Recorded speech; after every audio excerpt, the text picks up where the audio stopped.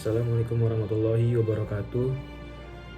Nama saya RM Abdurrahim dengan NIM 22020809. Di video ini saya akan menjawab soal-soal dari ujian akhir semester 1 dari mata kuliah Al-Islam dan Kemuhammadiyahan.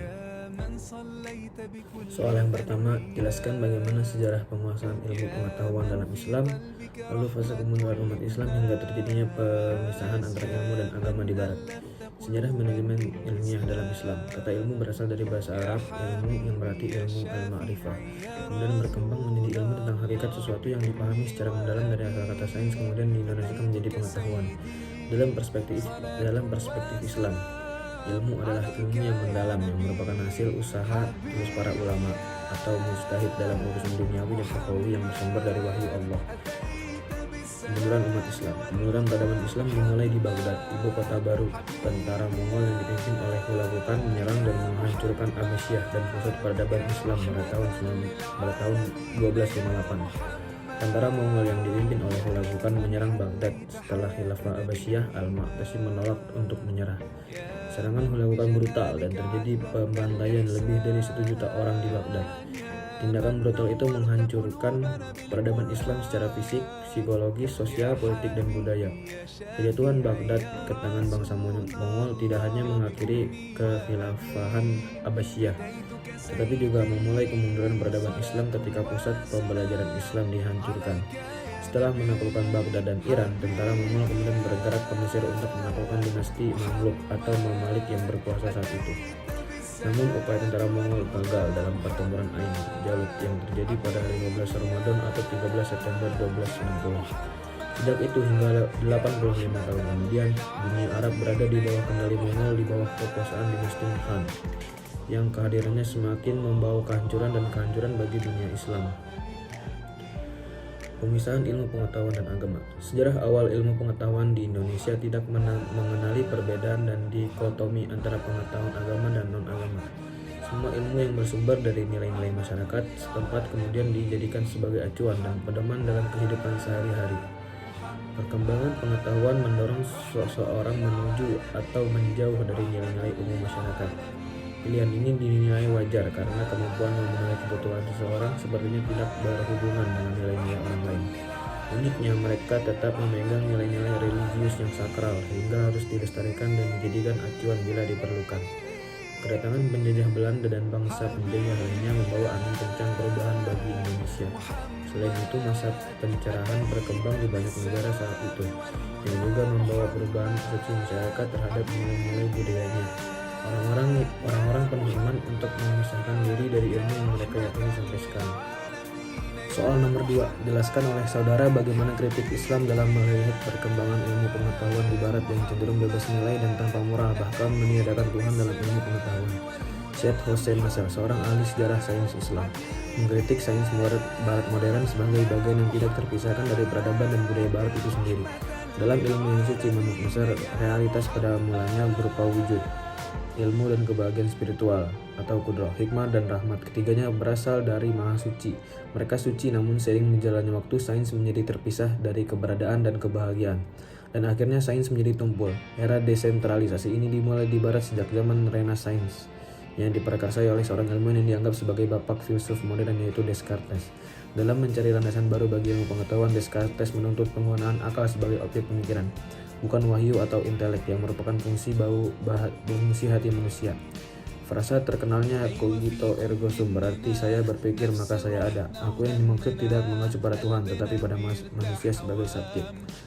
Nasr mengatakan bahwa sains telah mengalami sekularisasi, mulai dari sekularisasi alam semesta hingga sekularisasi akal sebagai cara berpikir. Peradaban modern yang merupakan hasil dari lahir dan berkembangnya nasionalisme dan empirisme menyebabkan ilmu pengetahuan berkembang tanpa nilai-nilai sakral. Bagi Nasr, istilah modern tidak berarti keberhasilan dalam mengatur atau menguasai alam bumi, melainkan modern berarti sesuatu yang berbeda dari yang transenden, prinsip-prinsip abadi yang sebenarnya mengatur semua yang diketahui melalui wahyu. Dengan demikian, dari sudut pandang Nasr, istilah modern nampaknya merujuk pada pandangan dan gaya hidup masyarakat di Barat. Barat dimaksudkan sebagai kualitas hidup yang rasional, kapitalis, sekuler, dan cenderung meninggalkan pandangan agama.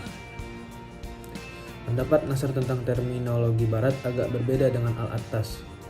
Seperti disebutkan di awal catatan kaki buku ini, menurut Al-Attas, istilah Barat tidak boleh dipahami hanya sebagai tempat atau bangsa.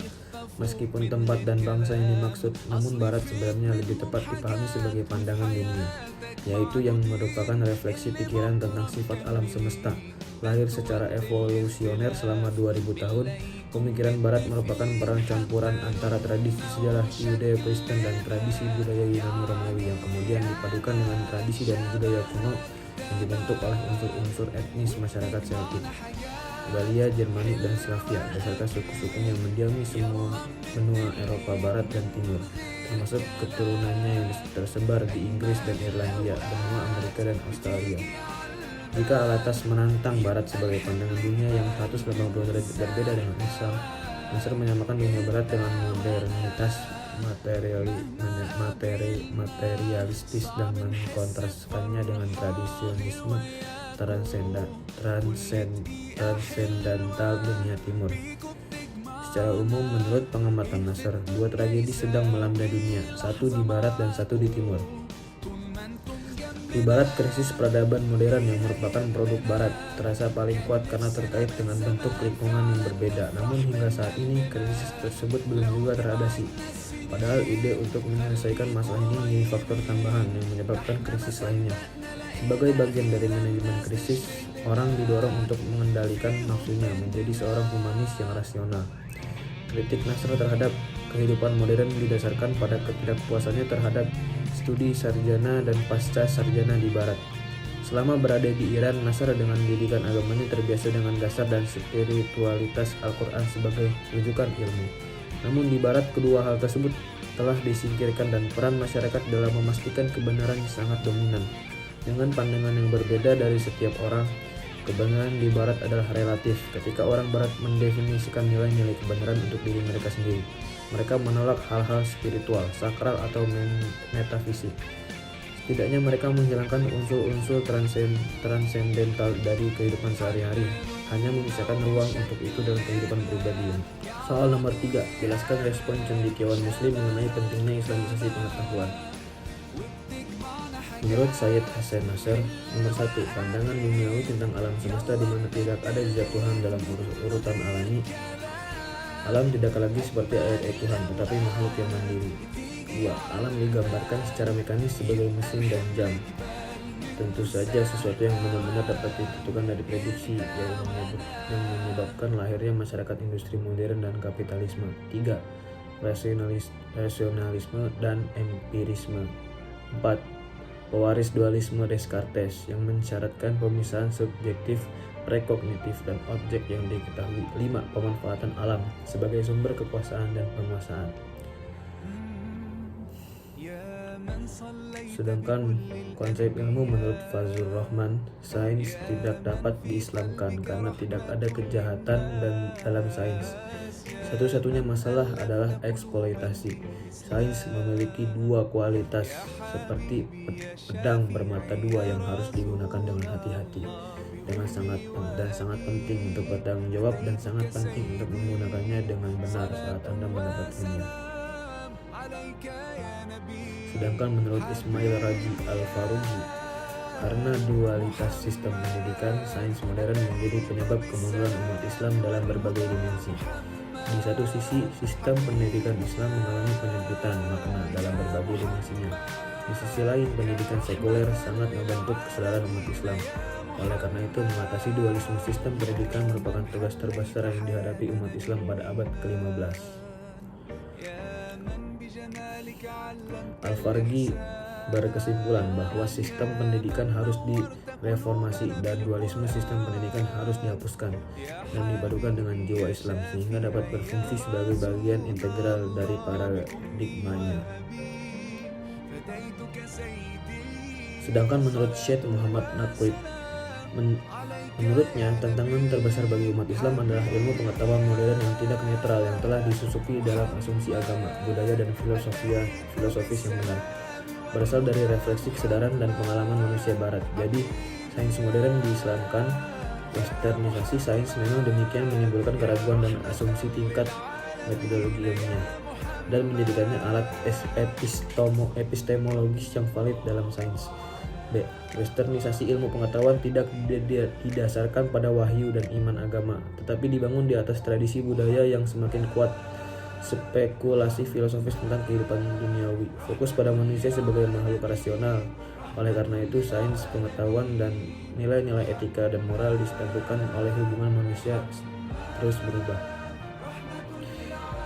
C. Sains barat modern didasarkan pada visi intelektual dan psikologi budaya dan peradaban barat. Alasan memohon mengarahkan hidupnya menjadi dualitas kebenaran, menegaskan penampilan keberadaan, menyajikan pandangan hidup sekuler, mempertahankan doktrin humanisme, dan membuat unsur drama dan tragedi. Dominan dalam sifat dan keberadaan manusia, yaitu wahyu adalah sumber pengetahuan tentang realitas dan kebenaran hakiki. Mengacu pada makhluk dan sang pencipta, wahyu adalah dasar untuk kerangka metafisik untuk studi filsafat ilmu sistem yang menggambarkan realitas dan kebenaran suatu titik rasionalisme dan empirisme. Ilmu pengetahuan modern harus diperiksa dengan cermat. Ini termasuk metode konsep, asumsi, simbol sains modern dengan penampilan empiris dan rasionalis dengan implikasi nilai dan etika. Soal nomor 4, jelaskan oleh saudara bagaimana Islamic Technopreneur menjadi solusi keilmiahan dalam masa yang akan datang. Technopreneur adalah pengusaha yang menggunakan teknologi untuk menciptakan inovasi yang diterima konsumen. Technopreneurs menjalankan bisnis mereka berbeda dari pengusaha lainnya. Bisnis technopreneur memiliki potensi pertumbuhan yang tinggi dan membutuhkan keterampilan intelektual. Oleh karena itu, ke depan sebaiknya mencari solusi permasalahan dengan menggunakan sarana teknologi. Artinya seorang techno-entrepreneur itu kreatif, inovatif, dinamis, juga paham teknologi. Karena teknologi memang pusatnya. Sekian jawaban dari saya. Apabila ada kesalahan ataupun kekurangan, mohon dimaafkan. Wabillahi taufiq wal hidayah. Wassalamualaikum warahmatullahi wabarakatuh.